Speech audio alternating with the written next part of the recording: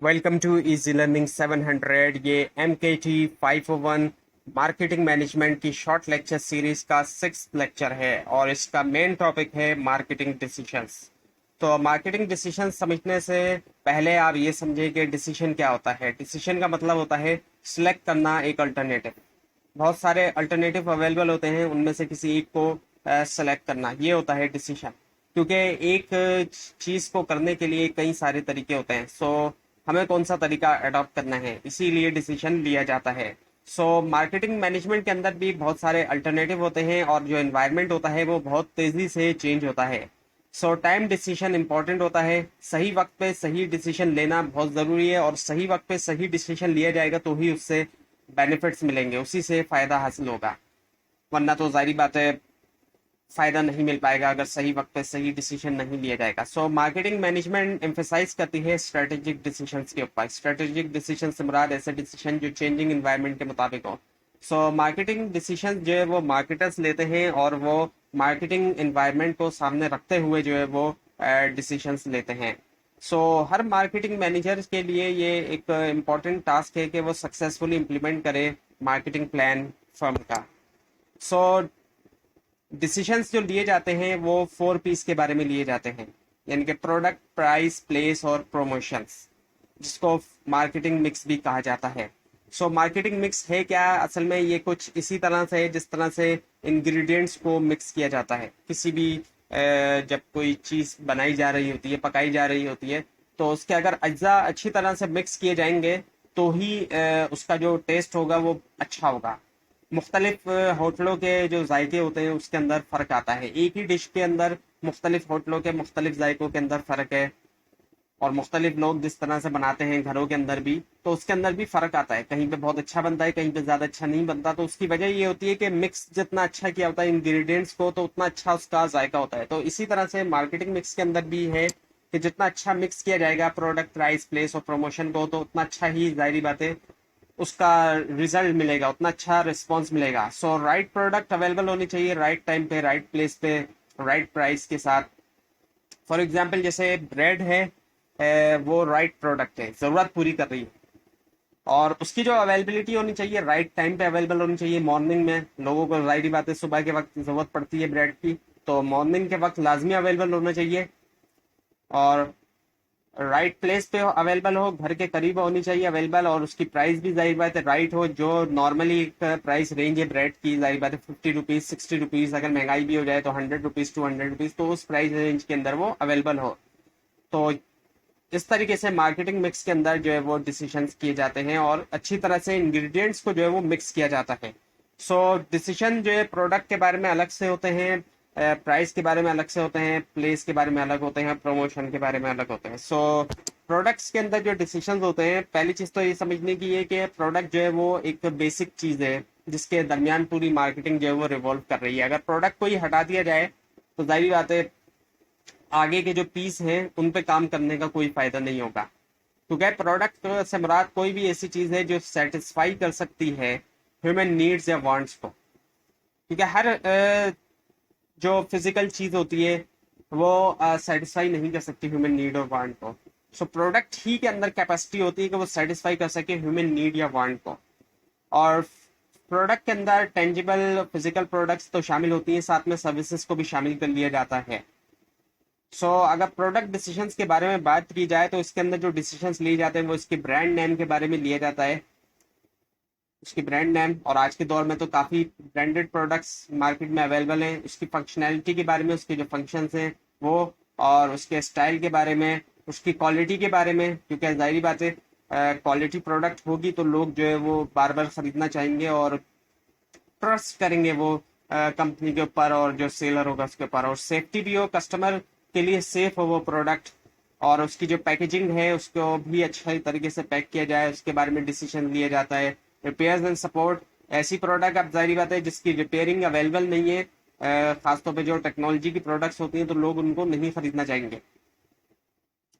जैसे कि अब कोई फ़ोन है या कंप्यूटर है, अगर उसकी रिपेयरिंग वगैरह अवेलेबल नहीं है तो लोग ऐसी फ़ोन को या कंप्यूटर को नहीं खरीदना चाहेंगे। तो उसके बारे में भी डिसीजंस लिए जाते हैं। वारंटी, वारंटी जिन जिन प्रोडक्ट्स के अंदर वारंटी ज़रूरी होती है, तो वहाँ पे वारंटी लाजमी होनी चाहिए।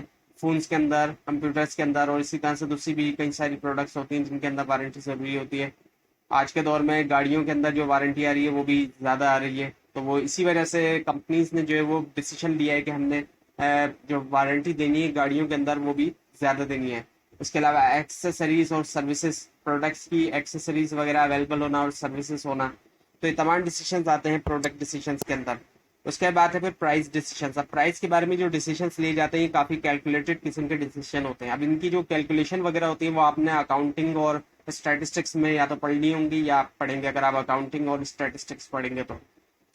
इसके अंदर बेसिक चीज़ तो यही होती है कि कॉस्ट देखी जाती है प्रोडक्ट की और उसके ऊपर प्रॉफिट रख के जो है वो प्राइस डिसाइड कर दिया जाता है कि इतनी हमारी कॉस्ट आई और इतना हम इस पर, फॉर एग्जाम्पल अब प्रोडक्ट बनने में जो है वो 70 रुपीज़ कॉस्ट आई, 70 रुपये उसकी बनने के अंदर लागत आई और 30 रुपये अगर उसके ऊपर प्रॉफिट रख लिया तो 100 रुपीज़ जो है वो उसकी प्राइस चार्ज कर दी जाएगी।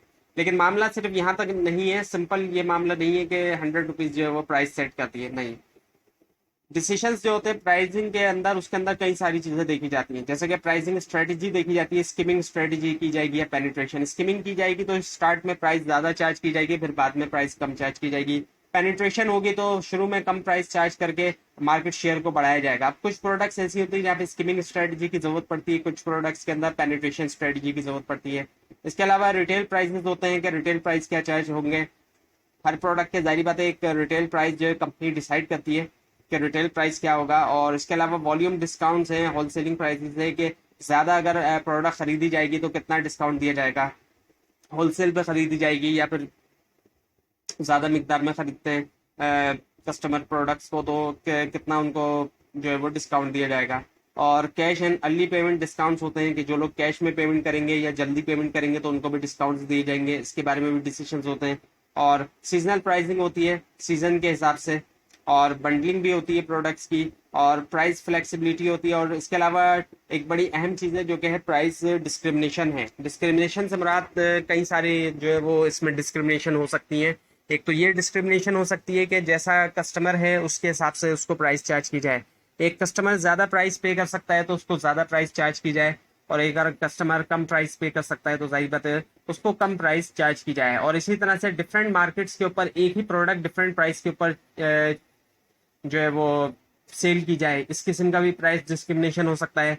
और डिफरेंट क्वांटिटी खरीदने के ऊपर डिफरेंट प्राइस चार्ज किया हो, जैसे कि मैंने पहले ही आपको बताया था कि ज़्यादा खरीदता है अगर कोई तो उसके ऊपर उसको कम प्राइस चार्ज किया जाएगा, ज़्यादा अगर क्वांटिटी खरीदता है, और कम क्वांटिटी पे ज़्यादा प्राइस। तो इस तरह से प्राइस डिस्क्रिमिनेशन वगैरह के बारे में भी डिसीजन होते हैं। तो ये तमाम डिसीजन जो है वो प्राइस से रिलेटेड होते हैं। उसके बाद है फिर डिस्ट्रीब्यूशन डिसीजन, जिसको प्लेस भी कहा जाता है। डिस्ट्रीब्यूशन का मतलब यही होता है कि प्रोडक्ट जो है वो कस्टमर्स तक पहुंचाना। सो इसके अंदर कई सारे डिसीजंस आते हैं, जैसे डिस्ट्रीब्यूशन चैनल्स के, जो चैनल्स ऑफ डिस्ट्रीब्यूशन होते हैं उसके बारे में डिसीजंस लिए जाते हैं कि कितने दरमियान में चैनल मेंबर होंगे, क्या प्रोडक्ट डायरेक्टली जो है वो कस्टमर तक कंपनी पहुंचाएगी या दरमियान में कितने मिडिल मैन होंगे, होलसेलर होगा, रिटेलर होगा और एजेंट होगा, क्या कितने जो है वो दरमियान में मिडिल मैन होंगे, ये डिसीजन लिए जाते हैं। और मार्केट कवरेज कितनी होगी, इंक्लूसिव होगी, सिलेक्टिव होगी या एक्सक्लूसिव डिस्ट्रीब्यूशन होगी, यानी कि बहुत सारे स्टोर्स पे अवेलेबल होगी प्रोडक्ट, सिलेक्टेड स्टोर्स पे अवेलेबल होगी, या सिर्फ एक ही स्टोर पे अवेलेबल होगी। अगर एक्सक्लूसिव डिस्ट्रीब्यूशन है तो सिर्फ एक ही स्टोर पे अवेलेबल होगी, या गिने चुने हर इलाके के अंदर एक एक स्टोर पे। और उसके अलावा स्पेसिफिक चैनल मेंबर्स हैं और इन्वेंटरी मैनेजमेंट आई थी इसके अंदर, कि जो उसकी इन्वेंटरी मैनेजमेंट है, जो उसका स्टॉक वगैरह है उसकी मैनेजमेंट वगैरह, वेयर हाउसिंग है, वेयर हाउस के अंदर रखना प्रोडक्ट्स को, और डिस्ट्रीब्यूशन सेंटर्स हैं वो, उसकी ट्रांसपोर्टेशन है, जो उसकी डिलीवरी वगैरह है प्रोडक्ट की। तो ये तमाम चीज़ें जो है वो डिस्ट्रीब्यूशन के अंदर आ जाती हैं। उसके बाद है फिर प्रमोशन डिसीजन। अब मार्केटिंग मिक्स के अंदर अगर हम प्रमोशन की बात करते हैं तो इसके अंदर कई सारी जो है वो मार्केटिंग कम्युनिकेशन आ जाती है। सो इसका मतलब ये होता है कि कम्युनिकेशन करना, इंफॉर्मेशन की कम्युनिकेशन करना प्रोडक्ट के बारे में जो है वो एक्चुअली इंफॉर्मेशन कम्युनिकेट करना, जो भी पोटेंशियल कस्टमर्स हैं उन तक, ताकि एक जनरेट किया जाए पॉजिटिव कस्टमर रिस्पॉन्स। सो इसके अंदर जो डिसीजंस होते हैं वो कुछ इस तरह के डिसीजन होते हैं जैसे कि प्रमोशनल स्ट्रेटजी है। सो प्रमोशनल स्ट्रेटजी कौन सी यूज की जाएगी, पुश स्ट्रेटजी या पुल। पुश स्ट्रेटजी होगी तो उसमें इंसेंटिव बढ़ाया जाएगा मिडिल मैन का, रिटेलर वगैरह का, ताकि वो कस्टमर तक प्रोडक्ट को पुश करे, वो कस्टमर को रेकमेंड करे ये प्रोडक्ट। सो पुश स्ट्रेटजी में ये किया जाएगा, पुल के अंदर ये किया जाएगा, कस्टमर को खींचा जाएगा, कस्टमर को इस तरीके से खींचा जाएगा कि एडवर्टाइजिंग वगैरह दिखाई जाएगी उसको, इस तरीके से एडवर्टाइजिंग दिखाई जाएगी कि कस्टमर इन्फ्लुएंस होगा और वो खींचेगा प्रोडक्ट से और वो खरीदना चाहेगा प्रोडक्ट को। और personal selling and sales for, अब कुछ ऐसी प्रोडक्ट्स होती है वहां पे पर्सनल सेलिंग की भी जरूरत पड़ती है, लेकिन हर प्रोडक्ट में नहीं पड़ती, तो ये देखना होगा कि प्रोडक्ट ऐसी है जिसकी पर्सनल सेलिंग की जाए या नहीं की जाए। और सेल्स प्रमोशन का डिसीजन भी होता है, पब्लिक रिलेशन और पब्लिसिटी की जाती है प्रोडक्ट्स के लिए। और मार्केटिंग कम्युनिकेशन का जो बजट होता है वो भी डिसाइड किया जाता है कि बजट क्या होगा, पूरा का पूरा एक जाहिर बात है बजट जो है वो एलोकेट किया जाता है। आखिर में है limitations of marketing mix framework. अब इसकी जाहिर बात है लिमिटेशन भी है। सो मार्केटिंग मिक्स फ्रेमवर्क जो है वो काफ़ी पॉपुलर हुआ early days of marketing concept. जब मार्केटिंग कॉन्सेप्ट आया तो उसके जो अर्ली डेज थे उसमें ये काफ़ी पॉपुलर हुआ। लेकिन हुआ क्या है कि मार्केटिंग जो है वो ज़्यादा इंटीग्रेट हो गई ऑर्गेनाइजेशन में, और जो प्रोडक्ट्स की जो है वो काफ़ी एक वाइडर वैरायटी आई। सो कुछ ऑथर्स ने क्या किया, एक्सटेंड किया इसकी यूजफुलनेस को, और उन्होंने प्रपोज किया फिफ्थ पी, पांचवा पी प्रपोज किया, जैसे कि पैकेजिंग। अब पैकेजिंग एक ह्यूज साइंस है एक तरह से, क्योंकि आज के दौर में पैकेजिंग जो है बहुत इंपॉर्टेंट चीज़ है। प्रोडक्ट्स की जो पैकेजिंग है, लोग जो है वो पैक प्रोडक्ट को खरीदना ज़्यादा प्रेफर करते हैं आज के दौर में एज कम्पेयर टू वो खुली प्रोडक्ट को परचेज करें। सो पैकेजिंग के बारे में कई सारे डिसीजंस लेना पड़ते हैं, और उसमें जाहिर बात है ये भी देखा जाता है कि जो उसकी कॉस्ट है वो एक्सीड ना करे लिमिट से, क्योंकि अगर वो कॉस्ट एक्सीड कर जाएगी लिमिट से तो उससे फिर प्रोडक्ट ज़्यादा एक्सपेंसिव हो जाएगी, और इससे फिर कई सारी ऐसी प्रोडक्ट्स भी सेल की जा सकती हैं पैकेजिंग की वजह से, जो पहले के दौर में जिनकी डिस्ट्रीब्यूशन जो है जाहिर बात है एक लिमिटेड होती थी, तो आज के दौर में उनकी डिस्ट्रीब्यूशन भी जो है वो बढ़ गई है। जैसे कि मिल्क है, दूध है, तो अब दूध जो है वो ऐसी प्रोडक्ट है, पहले के दौर में जाहिर बात है सिर्फ जो दुकानदार होते थे वही बेचते थे, लेकिन आज के दौर में कई सारी कंपनियां जो है वो बड़ी बड़ी बेच रही हैं क्योंकि पैकेजिंग की वजह से। तो कई सारे डिसीजंस जो है वो पैकेजिंग के जो है वो दिए जाते हैं। तो ये था आज का लेसन। आपको अगर इस लेसन के बारे में कोई क्वेश्चन है तो नीचे कमेंट कीजिए, और इस पूरी सीरीज को देखने के लिए इस चैनल को सब्सक्राइब कीजिए, और अगर आप ये स्लाइड हासिल करना चाहते हैं तो नीचे डिस्क्रिप्शन बॉक्स में दिए गए लिंक से हासिल कर सकते हैं, लेकिन अगर आपको लिंक ना मिले उसके लिए आप नीचे कमेंट कीजिए। Thanks for watching this video.